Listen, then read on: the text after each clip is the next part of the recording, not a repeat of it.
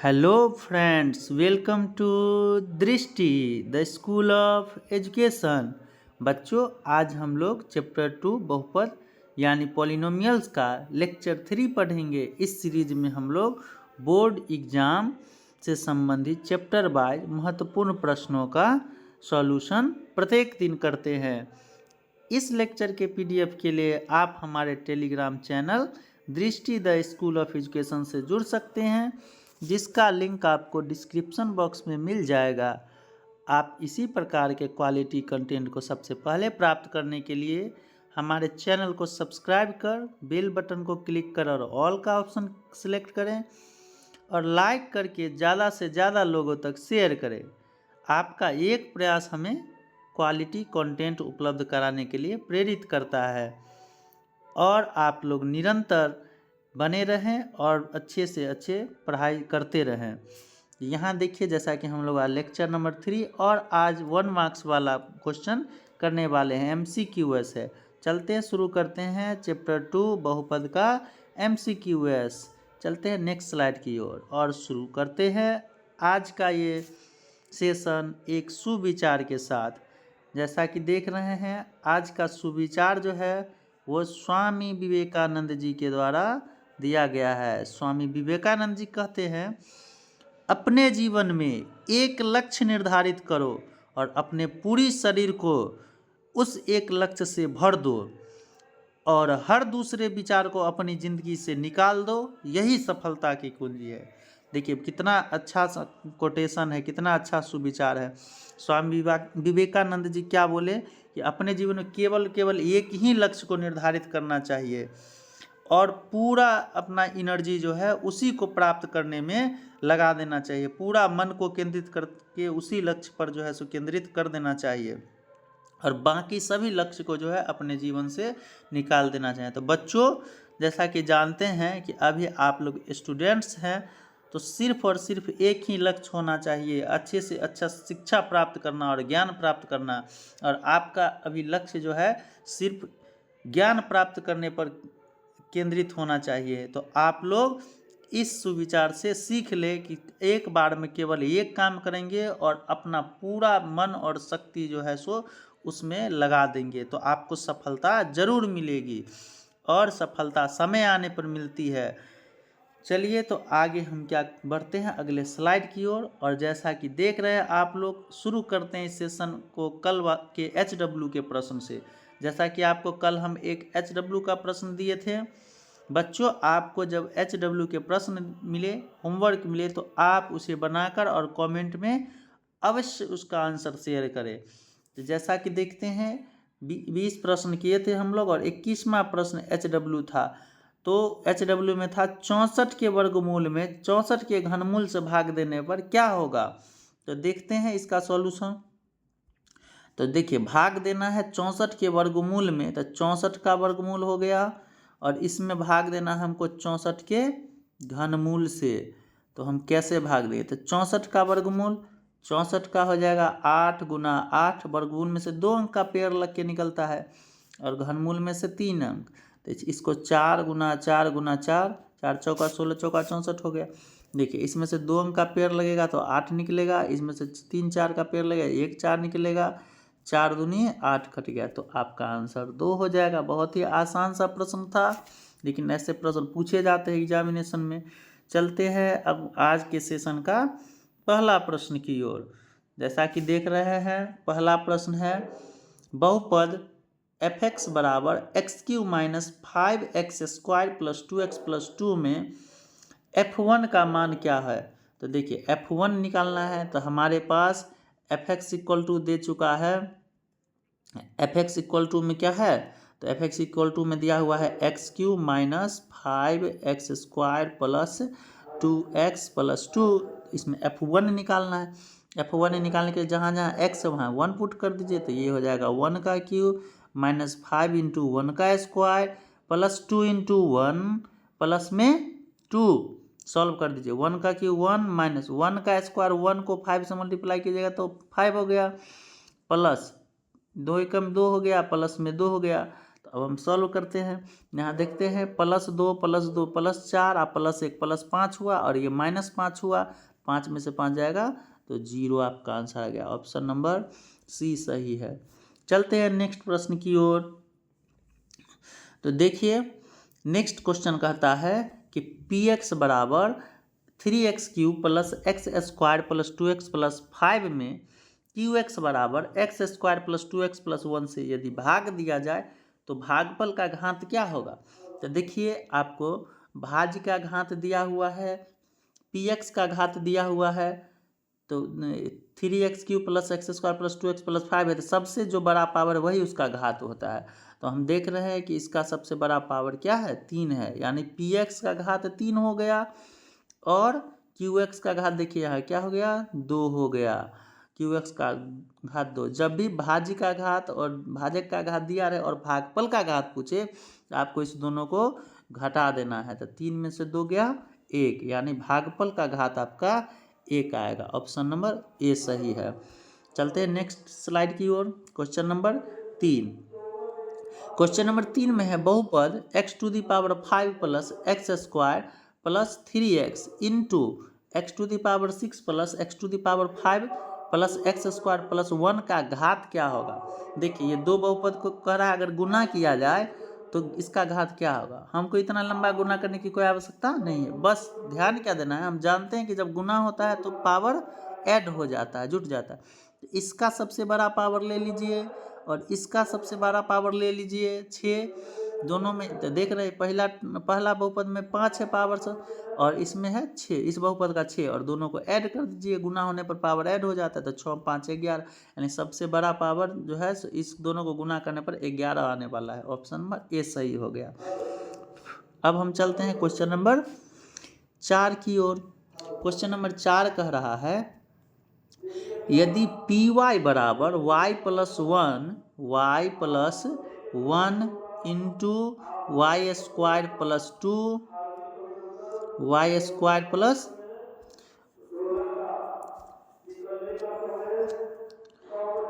y² + 2 y² + 2 into y⁶ + 2 दिया हुआ है और कह रहा है gy बराबर y² - 3y + 1 दिया हुआ है, y² - 3y + 1 दिया हुआ है। कह रहा है तो py/gy का घात क्या होगा। मतलब अगर py में gy से भाग दिया जाए तो क्या होगा। अभी भाग देने वाला प्रश्न पीछे बताए हैं और घात भी निकालने वाला प्रश्न पीछे बताया है, दोनों मिला के इसको बना देंगे। देखिए तो py का घात जो हो जाएगा, अभी बताया है पावर को ऐड कर देना है, जो 1 2 3 और 3 6 9 हो गया। और इसमें देखिए gy का घात जो है 2 हो गया और बताए थे जब इससे इसमें भाग दिया जाए py में gy से तो पावर घट के आ जाता है, गुना किया जाए तो पावर जुट जाएगा और भाग किया जाए तो पावर घट जाएगा। तो 9 में से 2 गया तो 7, तो आपका ऑप्शन जो हो जाएगा, देखिए इसमें 7 नहीं है, ऑप्शन नंबर ए को 7 बना दीजिए, ऑप्शन नंबर ए को 7 कर दीजिए, इसका आंसर 7 होगा, इसका आंसर 7 हो जाएगा। ये ऑप्शन नंबर ए को हम 7 बना देते हैं, गलत ऑप्शन है, तो ऑप्शन नंबर ए आपका सही आंसर 7 हो जाएगा आंसर। चलते हैं नेक्स्ट प्रश्न की ओर। Question number 5। क्वेश्चन नंबर 5 में कह रहा है कि बहुपद x² + px - q के शून्यक एक दूसरे के व्युत्क्रम है, तो q का मान क्या होगा। ऐसा प्रश्न हम लोग कल भी किए थे कि जब शून्यक व्युत्क्रम हो तो हम जानते हैं व्युत्क्रम का मतलब अल्फा = 1/β हो जाएगा। देखिए द्विघात बहुपद है तो 2 शून्यक होगा, तो अल्फा को 1/β लिख दिया, यानी वो व्युत्क्रम हो गया। अब अल्फा = 1/β, अब इसको सॉल्व कीजिए तो यहाँ से हो जाएगा अल्फा × बीटा बराबर 1। अब हम जानते हैं अल्फा × बीटा बराबर होता है c/a बराबर 1 दिया हुआ है, तो c का वैल्यू यहाँ से देखिए पुट कीजिए, यहाँ है -qc का वैल्यू, अब बाय a का वैल्यू x² का गुणांक 1 है बराबर में 1, तो -q अगर 1 है तो q -1 आ गया। आपसे q का मान पूछा जा रहा था, ऑप्शन नंबर बी सही है। बच्चों ऑब्जेक्टिव है इसलिए हम लोग फास्ट में कर रहे हैं, तो जब हम सब्जेक्टिव करेंगे तो स्लो में करेंगे, और यदि आपको फास्ट लग रहा हो तो वीडियो का प्लेबैक स्पीड स्लो करके देख सकते हैं और दोबारा देख सकते हैं। चलते हैं हम लोग नेक्स्ट क्वेश्चन की। यदि आपको ये सेशन अच्छा लग रहा हो और महत्वपूर्ण है तो आप प्रत्येक दिन जरूर देखिए और ज़्यादा से ज़्यादा लोगों तक शेयर करें। चलिए देखते हैं अगला क्वेश्चन कर रहा है कि y square into 1/y+3 equal to क्या होगा, तो इसको मल्टीप्लाई कर लीजिए। देखिए ये हो जाएगा वाई स्क्वायर इक्वल y² हो जाएगा, आप प्लस में 3 को y से स्क्वायर करेंगे तो 3y² हो जाएगा। अब यहाँ देखिए एक y से तो एक y कैंसिल हो गया, तो बचा y+3y तो y+3y² ऑप्शन नंबर डी में दिख रहा है, यानी ऑप्शन नंबर आपका डी सही है। चलते हैं नेक्स्ट प्रश्न की ओर। नेक्स्ट क्वेश्चन कह रहा है कि यदि बहुपद px बराबर x² - 3x + 5 के शून्य का अल्फा बीटा हो तो 4 × अल्फा बीटा क्या होगा। तो हमसे पूछा जा रहा 4 × अल्फा बीटा तो बराबर में होता है, हम जानते हैं 4 × अल्फा × बीटा बराबर होता है c/a। पुट कर दीजिए तो 4 × अल्फा × बीटा का मान c/a। तो देखिए इसमें c का मान 5 है, बाय a का मान 1 है, तो यहाँ से 5/1 5 हो जाएगा और 5 चौका 20 हो जाएगा। तो आपका आंसर ऑप्शन नंबर सी हो गया। क्वेश्चन नंबर 8 की ओर चलते हैं। बहुत ही महत्वपूर्ण प्रश्न है ये सब, और प्रत्येक वर्ष एग्जाम में इसी प्रकार के प्रश्न आते हैं। m के किस मान के लिए -4 बहुपद x² - x -2m + 2 का एक शून्यक होगा। देखिए अगर -4 उस बहुपद का शून्यक है तो इस वैल्यू को इसमें पुट करने पर वो इसको 0 बना देगा। यहाँ से हम लिख सकते हैं कि x² हमारे पास जो बहुपद दिया हुआ है वो दिया हुआ है x² - x -2m + 2। ठीक, ये है बहुपद। तो यहाँ से हमको यदि -4, तो यहाँ -4 इसमें पुट कर देंगे, p का x का वैल्यू -4 का स्क्वायर माइनस x का मान -4 माइनस इसमें है 2m + 2। ये वैल्यू जब पुट किए तो ये इसका शून्य था तो इसको शून्य बना दिया। ये 16 हो गया, माइनस माइनस प्लस 4 हो गया, यहाँ से हो गया -2m, यहाँ से हो गया -2 हो जाएगा, यहाँ से हो जाएगा -2, तो -2 = 2 में 0। तो यहाँ से अब देखिए 16 4 20 हो गया। अब 20 में से ये 2 घट गया तो 18 हो गया। तो 2m बराबर यहाँ से 18 आ गया, 2m बराबर 18, तो 2 से 9 बार में कट गया तो m का मान कितना आ गया 9, यानी c = 9 हो गया। चलते हैं नेक्स्ट स्लाइड की ओर। देखिए यहाँ पर 16 4 20 हुआ और 20 में से 2 गया तो 18 और इधर माइनस में 2m है तो 2m को इक्वल टू के दूसरे साइड लेके चले गए तो +2m हो गया, तो 2m बराबर 18 हुआ तो m बराबर 9 हो गया। चलते हैं नेक्स्ट प्रश्न की ओर। प्रश्न संख्या 9। प्रश्न संख्या 9 में कह रहा है कि यदि बहुपद px बराबर ax² - 3 × a - 1 × x -1 का एक शून्य के 1 है तो a का मान क्या होगा। तो a का मान निकालना है। अब बहुत ही आसान, यही प्रश्न है जो अभी 8 में किए थे उसी टाइप का है, थोड़ा पॉलिनोमियल इसमें चेंज है। तो देखिए यहाँ px = दिया हुआ है, px = दिया हुआ है ax² - 3 × a - 1 × x - 1। अब इसमें हमको a का मान x का मान क्या पुट करेंगे 1 पुट करेंगे, यहाँ से हो जाएगा p1 = a × x², तो x का वैल्यू 1 है तो 1 का स्क्वायर -3 × इसका वैल्यू 1 है तो 1 - 1 × 0 हो जाएगा, तो यहाँ तो x 0 ही हो जाएगा और माइनस में यहाँ पर 1 था तो माइनस में 1। तो यहाँ से देखिए p1 का वैल्यू तो 0 हो जाएगा क्योंकि वो शून्यक है। 1 का स्क्वायर 1 को से मल्टीप्लाई करेंगे 1 a माइनस, अच्छा एक बात बताइए 1 में से 1 जाएगा तो ये जो 0 हो जाएगा, तो 3 × 0 × x, ये तो गायब ही हो गया -1, तो ये तो टर्म 0 हो गया। यहाँ बचा a -1, तो यहाँ से a -1 बराबर 0 आया, तो a -1 बराबर 0 आया तो a = 1 आ गया, यहाँ लिख देते हैं a = 1। तो ये आपका आंसर हो गया ऑप्शन नंबर बी। चलते हैं नेक्स्ट प्रश्न की ओर। प्रश्न संख्या 10 की ओर आते हैं। तो 10 नंबर प्रश्न कहता है कि यदि बहुपद 6x³ minus 11x² minus 3x plus 2 के शून्य का अल्फा बीटा तथा गामा हो, तो अल्फा बीटा तथा गामा हो तो alpha beta plus beta gamma plus gamma alpha का मान क्या होगा। तो देखिए आपसे पूछा जा रहा है alpha beta plus beta gamma plus gamma alpha. देखिए त्रिघात बहुपद के लिए 3 रिलेशन होता है, तो ये हो गया दो शून्यकों का गुणनफलों का योग जो होता है c/a के बराबर होता है त्रिघात बहुपद के लिए।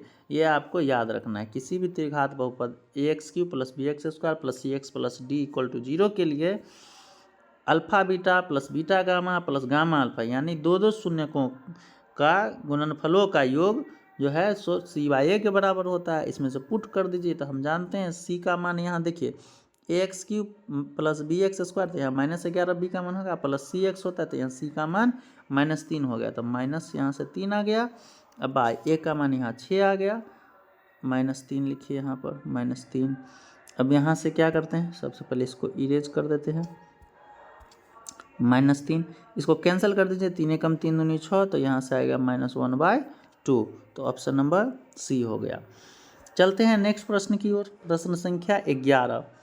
प्रश्न संख्या 11 कहता है कि यदि px बराबर x² माइनस 3x प्लस 4 का शून्यक अल्फा बीटा हो तो 4/3 इंटू अल्फा प्लस बीटा का वैल्यू पूछ रहा है। तो यहाँ क्या कर देंगे 4/3, और अल्फा प्लस बीटा बराबर हम लोग जानते हैं क्या होता है, तो -b/a। इसमें पुट कर दीजिए b और a का वैल्यू, यहाँ से हो जाएगा 4/3 इंटू -b/a, तो माइनस और b का वैल्यू देखिए यहाँ पर -3 दिया हुआ है, यहाँ से एक और -3 आ गया, ठीक है। हम बाई a का वैल्यू तो 1 है, चलिए इसको 4/3 इंटू माइनस +3 हो जाएगा, तो 3 से 3 कैंसिल हो गया, आंसर आपका 4 आ गया। ऑप्शन नंबर ए सही आंसर है। इसी प्रकार आप लोग एग्जाम में फास्ट में ऑब्जेक्टिव प्रश्न का हल करेंगे तो क्या होगा, सब्जेक्टिव के लिए आप लोगों के पास समय बचेगा, तो सब्जेक्टिव प्रश्न को सुंदर से कर पाएंगे।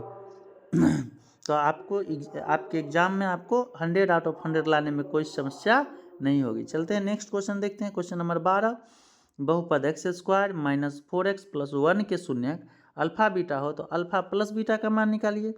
तो बस बहुत ही आसान प्रश्न है, ऐसा बहुत सारा प्रश्न कर चुके हैं। अल्फा प्लस बीटा बराबर अभी हम देखिए -b/a होता है, तो यहाँ से निकाल लीजिए अल्फा प्लस बीटा बराबर -b का मान यहाँ से -4, अब बाई a का मान तो 1 है, तो +4 आंसर आ गया, 4/1 4 ही ना होगा, तो ऑप्शन नंबर डी सही है। चलते हैं क्वेश्चन नंबर 13 की ओर। तो क्वेश्चन नंबर 13 क्या कहता है, क्वेश्चन नंबर 13 कहता है कि बहुपद x² प्लस 5x प्लस 8 के शून्य के यदि अल्फा बीटा हो तो α² प्लस β² प्लस 2 अल्फा बीटा क्या होगा, इसका मान निकालना है। चलिए देखते हैं, यहाँ से α²,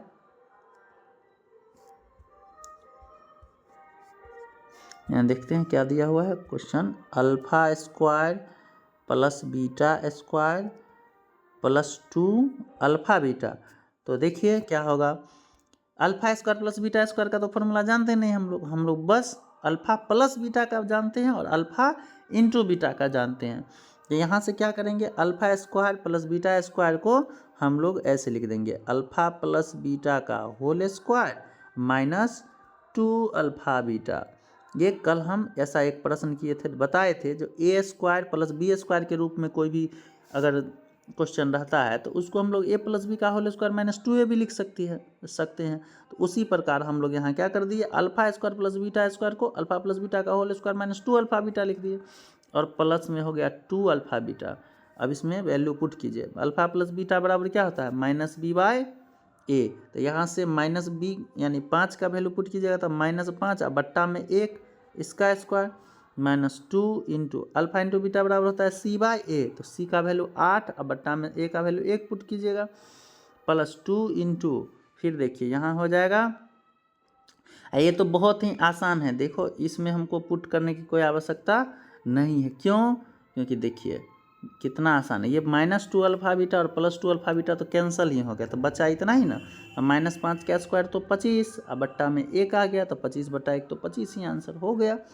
तो ऑप्शन नंबर बी आपका सही है। चलते हैं क्वेश्चन नंबर 14 की ओर। क्वेश्चन नंबर 14 क्या कहता है उसको देखते हैं। क्वेश्चन नंबर 14 कहता है कि यदि बहुपद px बराबर 2 - x² + x³ में x³ का गुणांक क्या होगा। तो देखिए ये एक बहुपद है, आप पूछ रहा है x³ का गुना, हम देख रहे हैं +x³ लिखा हुआ है, यानी x³ का गुणांक पूछा जा रहा है, वो 1 हो जाएगा। गुणांक में कोई भी अंक नहीं है तो 1 है, तो ऑप्शन नंबर आपका ए सही है। चलते हैं क्वेश्चन नंबर 15 की ओर। क्वेश्चन नंबर 15 क्या कह रहा है। क्वेश्चन नंबर 15 रैखिक बहुपद के शून्यकों की संख्या होती है।